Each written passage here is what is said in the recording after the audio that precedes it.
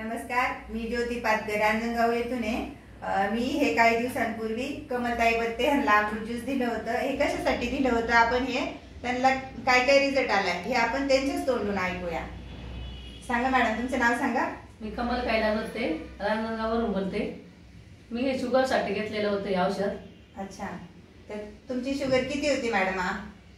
जेवणा अगोदर 300 आणि जेवणानंतर 350। 350। आता कसा रिझल्ट आलाय हे अमृत? आता जेवणाच्या अगोदर 120 आणि जेवणानंतर 150 पर्यंत। अच्छा, एकदम नॉर्मल आली ना? व्यवस्थित।